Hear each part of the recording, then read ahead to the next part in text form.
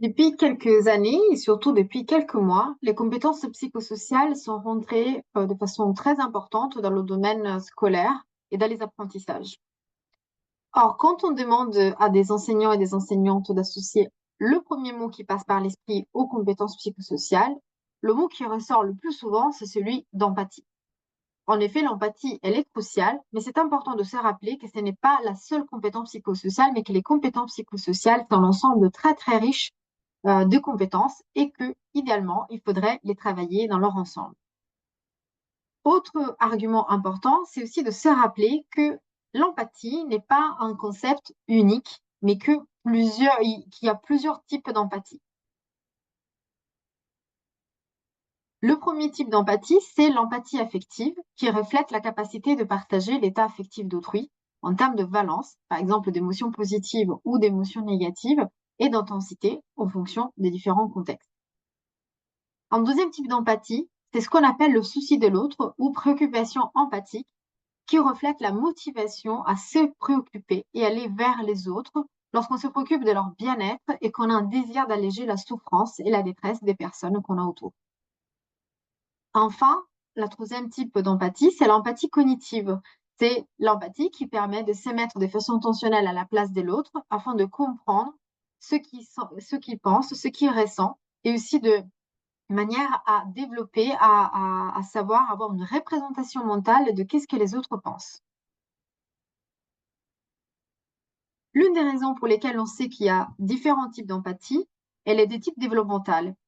Cela est montré dans ce schéma qui a été publié récemment par des chercheurs, qui montre en effet le développement de tout un tas de compétences entre la naissance et les 4 ans. Et ce que montre ce schéma très riche, c'est que l'empathie, elle va se développer, les différentes composantes de l'empathie vont se développer à des moments différents. On a notamment la contagion émotionnelle qui se développe de façon très précoce dans les premiers mois de vie, mais c'est que plus tard, à partir de 18 mois, 2 ans, qu'on va voir le développement de l'empathie affective, et ensuite, c'est après 4 ans qu'on pourra en effet voir le développement de l'empathie cognitive et aussi de la théorie d'esprit chez l'enfant.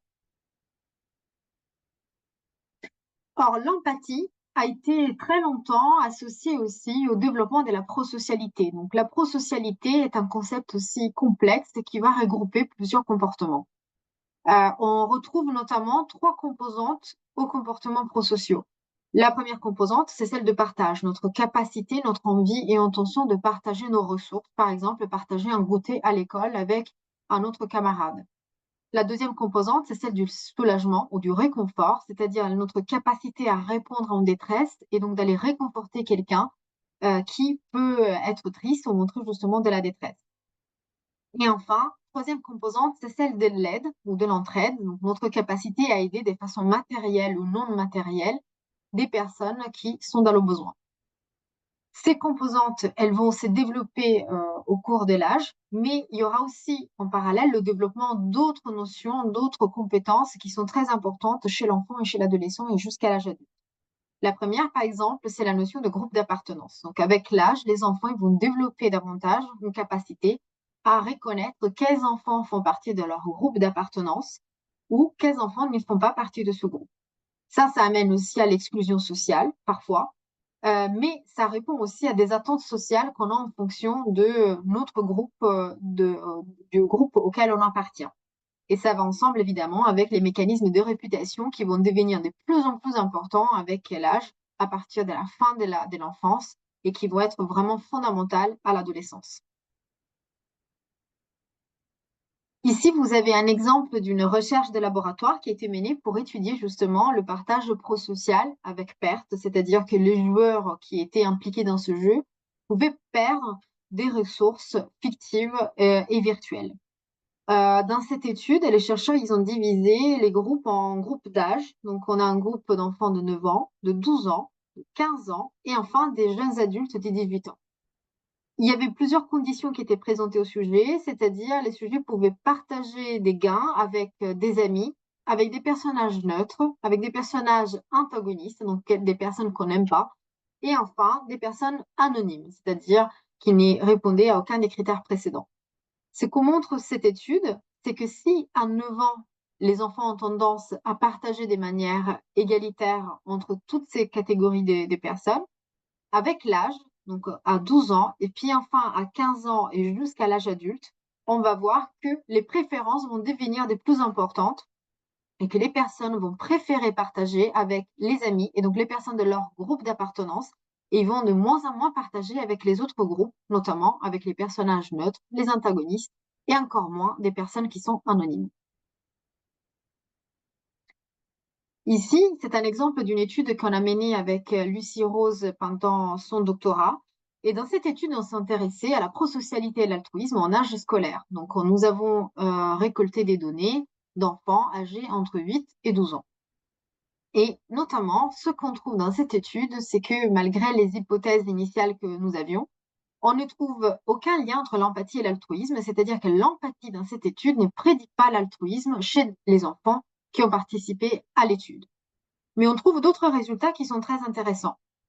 Le premier résultat, c'est que chez les plus jeunes enfants de ce groupe, entre à peu près 8 et 10 ans, c'est l'inhibition, c'est-à-dire notre capacité à contrôler notre comportement, qui prédit les capacités d'altruisme et l'intention et les comportements altruistes chez les enfants. On pourrait en effet imaginer que lorsqu'on est très jeune, on a besoin de développer cette capacité de contrôler notre comportement pour empêcher et bloquer les comportements les plus égoïstes. Et c'est avec l'âge que l'inhibition va en revanche favoriser potentiellement des comportements qui sont plus stratégiques, c'est-à-dire qui nous mènent à décider avec qui on souhaite échanger, partager et qui on souhaite aider. Enfin, on trouve un autre résultat intéressant, c'est que c'est l'attention et l'analyse visuelle qui jouent un rôle vraiment crucial dans les comportements prosociaux et qui prédisent en effet l'altruisme et ses comportements. C'est-à-dire que c'est notre capacité à être attentif à voir notre environnement, à analyser de façon visuelle notre environnement qui pourrait davantage expliquer ces comportements prosociaux. Ce qui, dans la vie de tous les jours, pourrait s'expliquer, par exemple, quand on se balade dans la rue, dans notre capacité à analyser l'environnement et à porter notre attention là où il pourrait y avoir des personnes qui ont besoin. Pour conclure, cette approche développementale qui nous permet d'étudier ce comportement au cours de l'âge nous permet de savoir que les comportements prosociaux et l'empathie démarrent de façon très précoce dans le développement, qu'il y a des spécificités en fonction de l'âge, mais aussi de la culture, du genre, du sexe, etc. Et que les adultes peuvent aussi travailler leur empathie et leur prise de perspective, c'est-à-dire leur capacité à prendre un point de vue.